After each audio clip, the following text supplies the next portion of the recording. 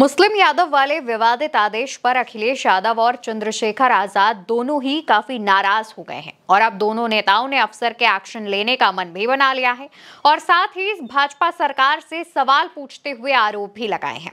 दोस्तों, इस मामले पर सबसे पहले अखिलेश यादव का पोस्ट हम आपको बता देते हैं। अखिलेश यादव ने इस मामले पर आवाज उठाते हुए एक पोस्ट लिखी जिसमें वो लिखते हैं, जो भी गैर कानूनी हो उसके खिलाफ कार्रवाई हो, क्योंकि अवैध तो अवैध होता है। फिर क्यों किसी जाति या धर्म विशेष के लोगों को टारगेट किया जा रहा है? न्यायपालिका तुरंत संज्ञान ले, ये संविधान विरोधी काम है। हम इसके खिलाफ कोर्ट जाएंगे। पीडीए को जितना प्रताड़ित किया जाएगा, पीडीए एकता उतनी ही ज्यादा बढ़ेगी। हैशटैग जो पीड़ित वो पीडीए। अखिलेश यादव अपने इस पोस्ट में बताते हैं कि वो अब इसके खिलाफ कोर्ट जाएंगे और साथ ही उन्होंने न्यायपालिका को स्वतः संज्ञान लेने के लिए भी इसमें आग्रह किया है। अखिलेश यादव ने इस पोस्ट के अलावा भाजपा पर निशाना साधते हुए ये भी कहा कि लखनऊ के तालाब भाजपा ने कब्जा कर लिया है। आज जमीन की बात कर रहे हैं, आप पता करिए लखनऊ के जितने तालाब थे सब बीजेपी ने कब्जा कर लिए। केवल लखनऊ के तालाब नहीं, उत्तर प्रदेश में जहाँ जहाँ तालाब था, जहाँ जहाँ वेटलैंड एरिया था, अगर किसी ने कब्जा किया तो भारतीय जनता पार्टी के लोगों ने किया।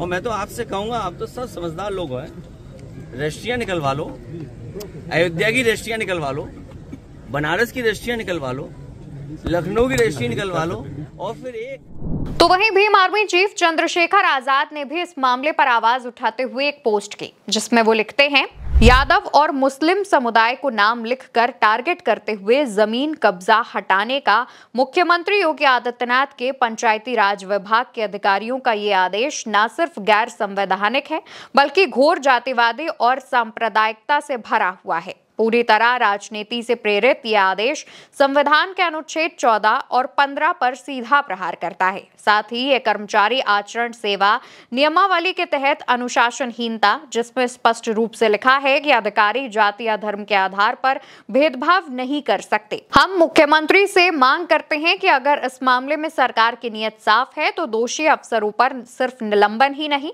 बल्कि एफआईआर दर्ज कर सेवा से बर्खास्तगी की कठोर कार्रवाई की जानी चाहिए।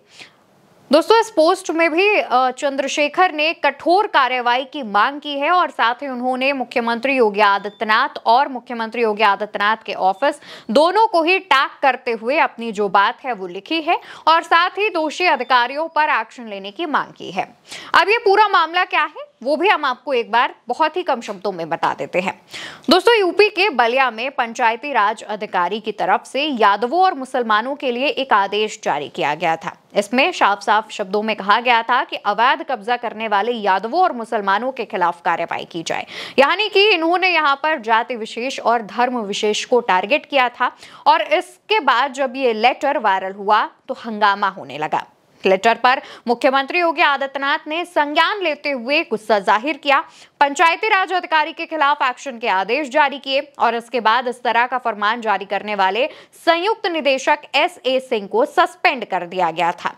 लेकिन विपक्ष इस पर सवाल पूछ रहा है, विपक्ष इस पर सरकार पर आरोप भी लगा रहा है और अब इस मामले पर विपक्ष ने अपनी आवाज भी उठानी शुरू कर दी है। पूर्व मुख्यमंत्री अखिलेश यादव ने इस मामले पर कोर्ट जाने का ऐलान किया है, तो वहीं सांसद चंद्रशेखर ने कहा है कि अधिकारी का निलंबन करना पर्याप्त नहीं है, कठोर कार्रवाई की जानी चाहिए। उसके खिलाफ एफआईआर दर्ज करने की मांग भी चंद्रशेखर आजाद कर रहे हैं और साथ ही उसे नौकरी से भी बर्खास्त करने की मांग कर रहे हैं।